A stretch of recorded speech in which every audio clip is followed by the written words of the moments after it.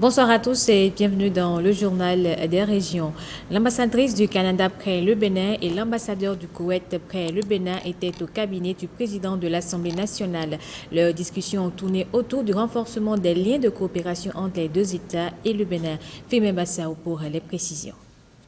Plusieurs points, notamment la coopération entre les parlements canadiens et béninois, la promotion des femmes en politique, la gouvernance parlementaire avec l'arrivée de l'opposition, la contribution de l'Institut parlementaire du Bénin au profit des députés ont été le menu des échanges entre l'ambassadrice du Canada près le Bénin et le président de l'Assemblée nationale. Le Canada et le Bénin, l'année passée, en 2022, on a fêté 60 ans de relations diplomatiques et ça inclut les relations entre nos parlements. Et comment on peut approfondir ça et travailler plus étroitement pour promouvoir la démocratie, les valeurs et tout ça, ça faisait partie de notre discussion. Il y avait aussi l'Institut parlementaire du Bénin dans le rendez-vous, dans la réunion. Et c'était pour moi aussi intéressant d'apprendre ce que fait l'Institut et comment eux, ils jouent un rôle important aussi pour avancer la démocratie et de former et de la recherche qu'ils font que va approfondir la connaissance et l'aptitude des députés. Après la présentation de sa lettre de créance au président de la République, l'ambassadeur du Koweït près le Bénin est reçu par le président de l'Assemblée nationale, ceci dans le cadre de sa tournée de prise de contact avec les présidents des institutions de la République. Nous avons discuté de comment faire avancer la coopération entre le Bénin et le Koweït entre les parlements des deux pays.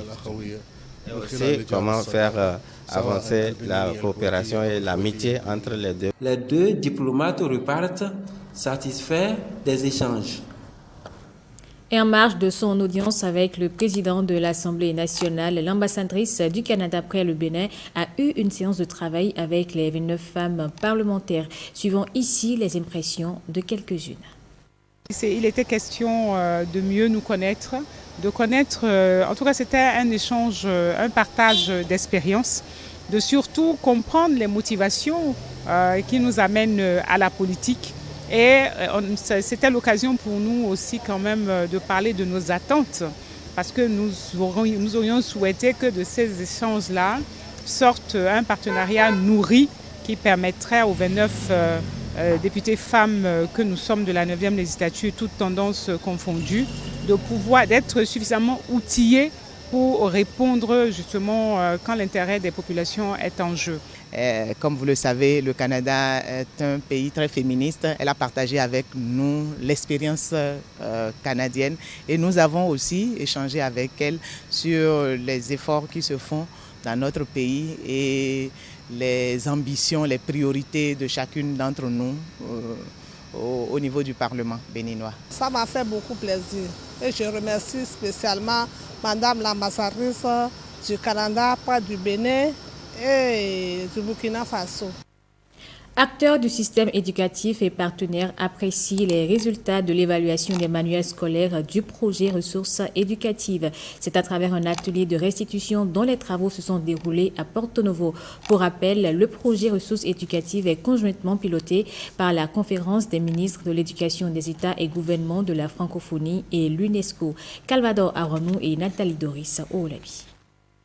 La conférence des ministres de l'Éducation des États et gouvernements de la francophonie Confémen fait des ressources éducatives une priorité. Dans ce cadre, il a été lancé au Bénin en novembre 2011 une activité d'évaluation indépendante de la qualité en mathématiques et français et du premier cycle du secondaire en mathématiques, français et sciences en cohérence avec la phase d'exécution du projet ressources éducatives dans 6 pays, à savoir le Burundi, Madagascar, le Sénégal, le Niger, le Togo et le Bénin.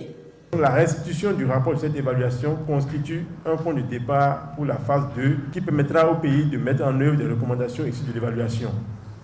Et donc, il est attendu que l'équipe nationale fasse une prise en compte de l'ensemble des recommandations et de définir des stratégies de mise en œuvre conformément à la feuille de route qui sera définie et finalisée.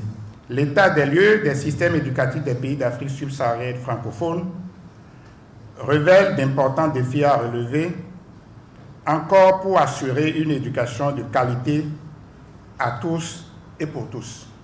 Le projet Ressources éducatives est conjointement piloté par la Confémen et l'UNESCO avec l'appui financier de l'Agence française de développement AFD pour sa mise en œuvre. Les résultats du rapport d'évaluation présenté en ce jour serviront d'appui au projet Ressources éducatives et aux stratégies nationales afin de garantir aux enfants un accès équitable à une éducation de qualité. De l'appréciation des acteurs du système éducatif du résultat de l'évaluation dépendra l'amélioration ultérieure de la qualité des enseignements, apprentissages et évaluation au Bénin. Depuis quelques années, le Bénin promeut les achats locaux auprès des petits producteurs au profit des cantines scolaires. La 8e édition de la Journée africaine de l'alimentation célébrée en différé dans la commune de Wenhi s'y est consacrée. Le ministre des Enseignements maternels et primaires et les responsables du programme alimentaire mondial ont répondu présents Firmin Bassao et Calvador Amano. La 8e édition de la Journée africaine de l'alimentation célébrée ce jour en différé à l'école primaire publique de Ouokon en Rang dans la commune de Wenhi donne l'occasion aux différents acteurs de vanter les prouesses du gouvernement du Bénin dans le domaine. Depuis 2017, le programme national d'alimentation scolaire intégrée, PNASI, un programme social phare du chef de l'État, son Excellence le président Patrice Talon, est mis en œuvre grâce au partenariat avec le programme alimentaire mondial. Nous sommes pressés d'aller à l'école et nous y restons pour travailler. Tout ceci est possible grâce à la volonté du président de la République, M. Patrice Talon. Aujourd'hui, les données ont changé. La politique du gouvernement et du programme alimentaire mondial est de s'approvisionner en vivres auprès des petits producteurs. Depuis le démarrage du PNASI en juillet 2017, le PAM travaille à augmenter le volume des achats locaux, notamment auprès des petits producteurs. À cet effet, une stratégie des achats locaux a été élaborée pour approvisionner les cantines scolaires et comme résultat, nous pouvons noter que tous les maïs et tous les haricots consommés au niveau des écoles sont achetés à 100% au niveau local auprès des producteurs et des commerçants locaux. J'invite les enseignants à accompagner et soutenir le fonctionnement des cantines scolaires afin de permettre à chaque enfant relève de demain de pouvoir jouir pleinement du droit à l'éducation qui lui confère notre Constitution. De même, j'invite les populations au niveau local à renforcer la veille citoyenne. L'école primaire publique de Ouokon en Rang constitue aujourd'hui un exemple palpable dans la mise en œuvre du programme national d'alimentation scolaire intégrée. Les activités connexes y sont développées, dont le jardinage et la pisciculture. Le projet Africa Digital Campus renforce les capacités des enseignants de l'Institut national supérieur de technologie industrielle de l'OCOSA. À travers un atelier, les participants se sont appropriés les fondamentaux du e-learning dans l'enseignement supérieur au Bénin. Évariste Zomoron et Abdoulaye Moumouni Yakoubou pour les précisions. Cette rencontre du projet Africa Digital Campus avec les enseignants de l'Institut national supérieur de technologie industrielle de l'OCOSA vise la mise en place d'une communauté d'apprentissage et de pratique au Bénin dans le cadre de l'enseignement à distance dans le supérieur. Ce projet prend en compte le volet infrastructure et contenu e-learning. L'idée du projet est vraiment que les initiatives qui auront été mises en place perdurent après le projet. Donc sur tout ce qui est volet infrastructure, on s'appuie sur une communauté d'informaticiens, le RBR entre autres, et sur le volet contenu, le volet e-learning, évidemment on s'appuie sur les enseignants. Le projet ADC est une opportunité qui permet à l'UNESTIM d'opérationnaliser sa stratégie en matière de digitalisation des cours en ligne. Ce projet, comme je le constate, a impacté 65 enseignants venant de 6 entités. Les enseignants s'engagent pour la pérennité des acquis de cette formation. Nous allons nous mettre en communauté de pratique pour pouvoir nous entraider afin de vite relever les défis et de gagner le pari. Le pari, c'est la mise en ligne des cours pour nos apprenants. Premièrement, c'est que ces acquis soient consolidés au niveau de tous les enseignants-chercheurs impliqués dans le projet, que nous continuions à développer les compétences nécessaires pour réussir ce pari de pouvoir enseigner autrement. Au terme des travaux de cet atelier de renforcement de capacités, les participants pourront enseigner et évaluer autrement dans une approche de digitalisation. C'est un secteur santé animale plus dynamique et plus performant qui s'annonce au Bénin d'ici à l'horizon 2024. La Banque mondiale, à travers le projet REDIS, apporte son appui pour le renforcement des services vétérinaires et la protection de la santé des populations. Les acteurs clés du projet se sont réunis à Boïcon. Objectif, définir des conditions de mise en œuvre des missions du mandat sanitaire vétérinaire. Renaud Akapo et Giscard Rakovi.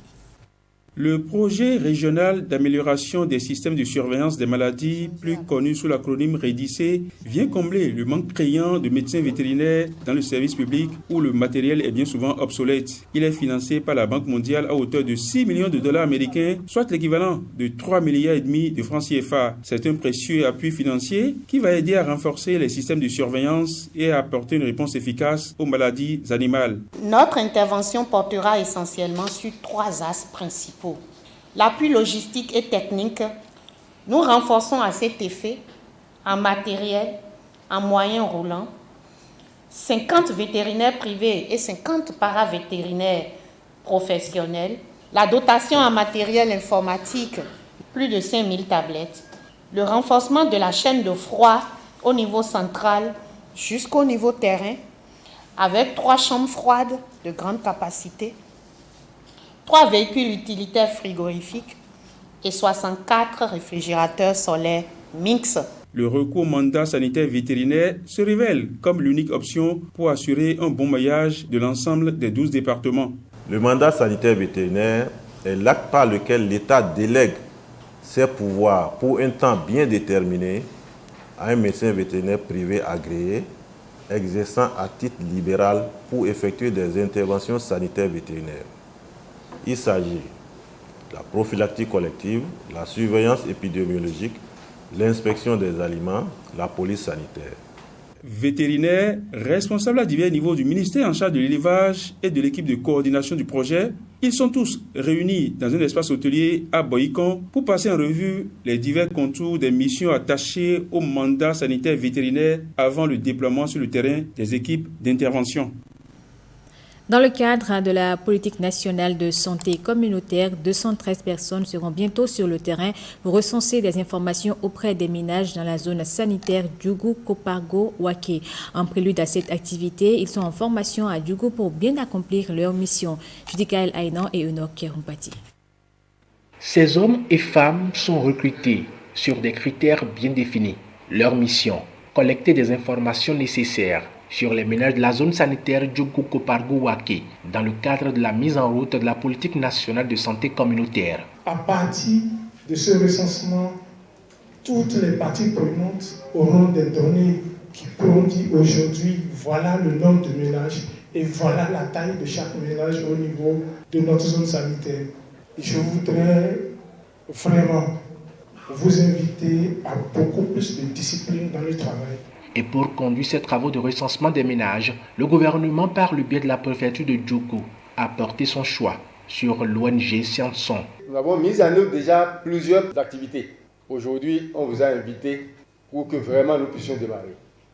Et c'est le lieu de vous exhorter à suivre attentivement tout ce que les formateurs vont nous dire, puisque c'est une étape capitale et que si cette étape est ratée, la politique nationale de santé communautaire dans la Donga est ratée.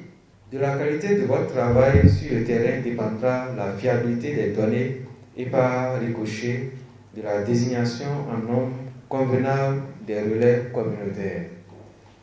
Je vous exhorte vivement à suivre avec assiduité la formation et une fois sur le terrain, faire preuve de professionnalisme dans la collecte des données.